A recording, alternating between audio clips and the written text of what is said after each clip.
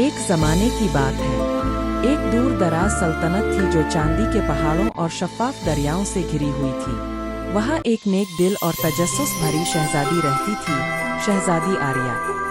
आर्या दूसरी शहजादियों की तरह जेवरात और रेशमी कपड़ों की शौकीन नहीं थी, बल्कि इसे कहानियाँ सुनना और कुदरत की सरगोशियाँ सुनना पसंद था। हर रात वो अपने महल की खिड़की के पास बैठती और जंगल से आने वाली नर्म आवाज़ों को गौर से सुनती।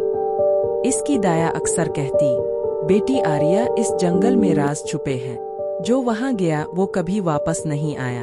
मगर आर्या का दिल बहादुर था। एक रात जब चांद पूरे जोबन पर था और सितारे आसमान में जगमगा रहे थे, इसे किसी की मध्यम आवाज सुनाई दी, आर्या, आर्या, मेरी मदद करो। वो आवाज के पीछे जंगल में चली गई। दरख्त हल्की रोशनी में चमक रहे थे और जुगनू छोटे दिए बनकर रास्ता दिखा रहे थे। वहाँ एक नन्ही परी थी जो कुर्रिसटिल के पिंजरे में कैद थी। परी के चांदी जैसे पर छक गए थे। तुम कौन हो?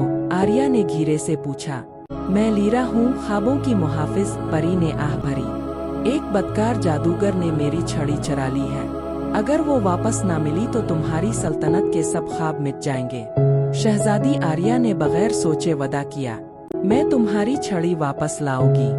वो अंधेरे गार तक पहुंची जहां पत्थर के देव पहरे पर खड़े थे। इसे माँ की बात याद आई।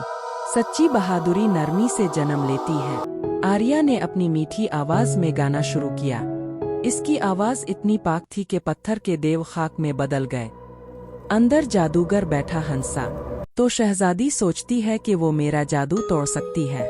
आर्या ने कहा, तुम ख्वाबों पर हुकूमत नहीं कर सकते, वो दिलों के होते हैं। अचानक छड़ी रोशनी से जगमगा अलिफाटे और आर्या के हाथों में आ गई। एक सुनहरी रोशनी फैली, जादू खत्म हो गया। परी आजाद हो गई। शहजादी, तुमने सिर्फ मुझे नहीं बल्कि उम्मीद को बचा लिया है। जब आर्या वापस महल पहुंची, फूल खिल अलिफाटे हुआ में खुशबू भर गई और लोग फिर से मुस्कुराने लगे। इस दिन से सब इसे सरगोशियों वाले जंगल की शहजादी आर्या कहते थे।